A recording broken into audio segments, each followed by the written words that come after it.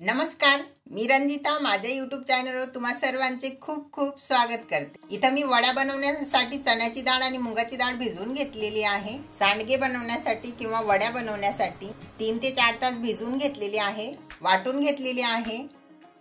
वड्यांचा video तुम्ही बघितला नसेल तर नक्की बघा। वर्षभर टिकतात, खमंग अशा वड्या होतात। या वड्यांचं मिश्रणामधलं थोडंसं मिश्रण मी बाहेर काढलेलं आहे 2 चम्मच आणि यापासून आज आपण बनवत आहोत भिजवलेल्या डाळीचं बेसन। 6 ते 7 चम्मच चण्याची डाळ किंवा 6 ते 7 चम्मच मुगाची डाळ तुम्ही भिजवलात तर एवढं मिश्रण तयार होते वाटून। चला तर रेसिपी सुरू करूया। ते मी 7 ते 8 मिरच्या घेतलेल्या आहेत, 8 ते 10 लसूणच्या पाकळ्या घेतलेल्या आहेत, एक छोटा टोमॅटो कट केलेला आहे, एक कांदा आणि थोडासा कोथिंबीर। गॅसवर कढई ठेवलेली आहे, कढईमध्ये तेल टाकलेलं, तेल थोडंसं जास्त टाकायचं। 3 चम्मच तेल टाकलेलं, तेल छान कळकळीत गरम होऊ द्यायचं। मोहरी टाकायची, मोहरी छान तडतडू द्यायची।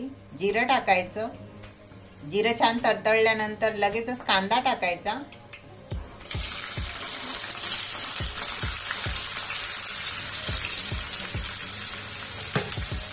कांदा छान असा परतून घ्यायचा। लसूण आणि मिरचीचा ठेचा बनवून टाकायचा, जाडसर ठेचून टाकायचा। ठेचा मिनिटभर परतून घ्यायचा। अर्धा चम्मच हळद टाकायची, अर्धा चम्मचलाही थोडी कमी अशी हळद टाकायची। टोमॅटो टाकायचा, टोमॅटो हलका सॉफ्ट होईपर्यंत छान असा तेलामध्ये परतून घ्यायचा। छान असा परतून घ्यायचा 1 ते 2 मिनिटं। परतून झाल्यानंतर लगेचच वाटलेलं हे मिश्रण टाकायचं। मिश्रण छान असं मिक्स करून घ्यायचं, मसाल्यामध्ये छान मिक्स करून घ्यायचं आणि गॅस स्लो करायचा आणि 2 ते 3 मिनिटं हे छान असं परतून घ्यायचं। मिश्रण छान असं खमंग परतलं गेलं पाहिजे।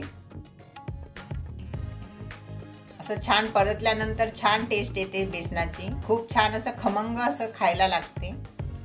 असं छान असं परतून घ्यायचं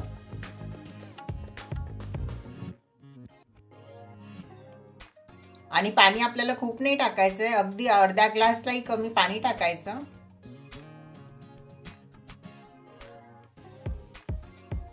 छान असं मिक्स करून घ्यायचं, पाण्यामध्ये छान मिक्स करून घ्यायचं। थोडासा कोथिंबीर टाकायचा।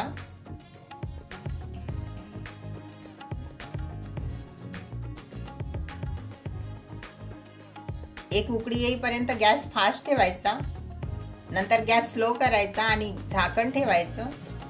स्लो गॅसवर बघा 5 ते 6 मिनिटं असं शिजवून घ्यायचं। छान असं टेस्टी बेसन तयार आहे आपलं। सोपी आणि झटपट बनणारी रेसिपी आहे आणि चवीलाही अप्रतिम होते। नक्की बनवा। थोडासा कोथिंबीर टाकायचा, मस्त असा खमंग सुगंध येतोय। तुम्ही अशा पद्धतीने बनवून बघा, खूप छान लागते। असं मस्त प्लेट मध्ये घ्यायचं, थोडंसं शेंगदाणे तेल टाकायचं आणि सोबत एक टमाटर, कांदा आणि मेथंबा घेतलेला आहे, तुम्ही कच्ची कैरी पण घेऊ शकता। खूप छान टेस्ट येते, नक्की करून बघा, नक्की तुम्हाला आवडेल। आणि व्हिडिओ कसा वाटला ते नक्की सांगा। व्हिडिओला लाईक करा, असे छान छान व्हिडिओ पाहण्यासाठी चॅनलला सबस्क्राईब करा। व्हिडिओ संपूर्ण बघितल्याबद्दल खूप खूप धन्यवाद।